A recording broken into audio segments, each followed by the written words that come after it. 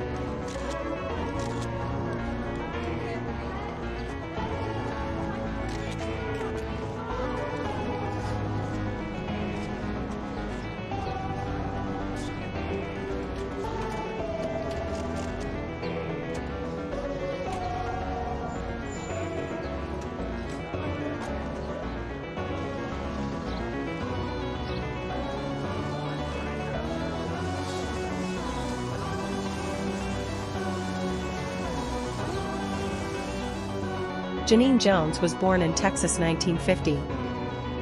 Jones was adopted by a nightclub owner and his wife. She worked as a beautician before attending nursing school in the late 1970s. Jones was married to her high school sweetheart between 1968 and 1974, and they had one child during that time. The relationship ended in divorce. 3 years later, Jones and her husband reconciled and had another child together in 1977. Just before her indictment, she married a 19-year-old nursing assistant. He filed for divorce a short time later.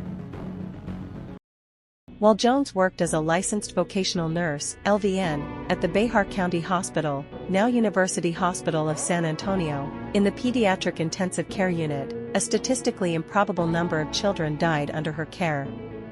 Because the hospital feared being sued, it simply asked all of its LVNs, including Jones, to resign and staff the pediatric ICU exclusively with registered nurses.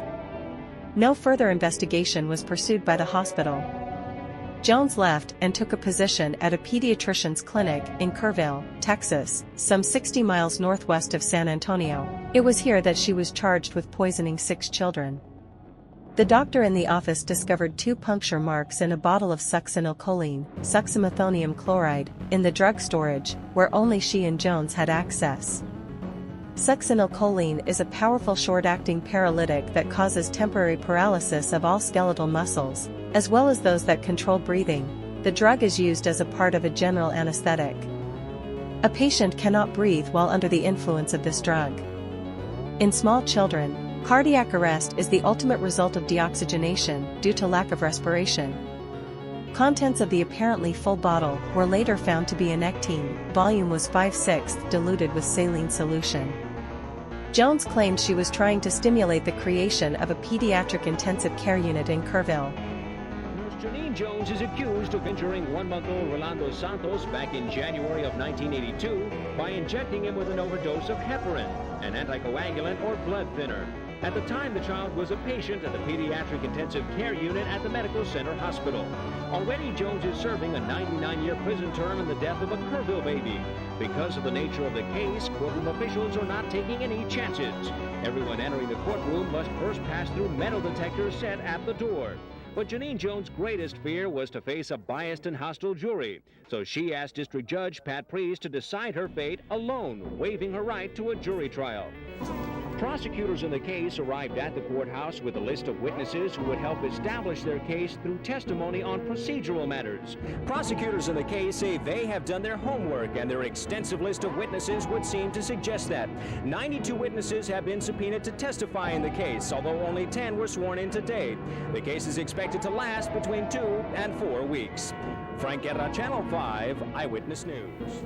Eyewitness News has learned that 2 grand juries are investigating the suspicious deaths of at least 12 infants in Kerr and Bexar County. Right now, they're trying to determine whether those deaths were accidental, through negligence, or through the intentional administration of drugs. According to a variety of highly reliable sources, investigations are being focused on the pediatric intensive care unit of the Bexar County Hospital District. It is believed that as many as 12 children died there under suspicious circumstances during portions of 1981 and 1982. All the deaths were unexplained. All died from sudden cardiac arrest. Since then, the hospital has made major personnel changes and launched an internal investigation. Officials at the hospital district would not comment to Eyewitness News. Ted, at this point in time that we have nothing to be ashamed of, and we're very proud of our intensive care unit, but we, under advice of attorneys, are not making any comment. When will you be able to make comment on an investigation that's ongoing? That would be difficult to say when we might be able to make a comment. Is there an investigation ongoing, Jeff? I cannot comment on that. Our attempts to review death certificates were denied. District Attorney Sam Millsap is just as terse. At this time, I can't confirm or deny anything regarding any matter that may be pending before the grand jury. An investigation is also ongoing in Kerrville. A grand jury has been convened in this hill country community. During a 1-month period, sources told Eyewitness News that 7 to 8 infants had mysterious respiratory arrests. Investigators are looking into the possibility that an anesthetic drug may have been administered to the children. Ted Dracos, Channel 5, Eyewitness News. The murder trial of killer nurse Janine Jones could come as early as this summer after a judge refused her attorney's request to have new charges dismissed. But that summer date's not likely. District Attorney Nico LaHood tells our Paul Venema that there's lots to do before the first of 5 recently indicted baby death cases is actually presented to a jury. Among the evidence prosecutors presented during a hearing in which Janine Jones' lawyers asked for the dismissal of 5 baby death cases was a confession by Jones. While serving a life sentence for killing a Kerrville child in 1982, she told a fellow inmate that voices in her head made her inject fatal drug doses into infants in her care at a San Antonio hospital. Just because someone allegedly makes a confession in any case, you have to look at what the circumstances around that and how it was done and to whom. He said that confession will be part of their cases that were a challenge to develop, he said, since the infant deaths occurred in the early 80s. It was challenging because you had people that were no longer around, there were files that were not kept. The retention policies were different back then. The next move is in the hands of Jones' lawyers. All they'll say is that they plan to file pretrial motions. We've provided all the evidence over to the defense. They obviously need time to look through that. We support that. Among the pretrial motions that the hood expects to come up will be a change of venue, moving the trial out of this courthouse and into another county. The evidence is the evidence. We're ready, whether we try the case here or somewhere else. It's irrelevant. Paul Venema, KSAT 12 News.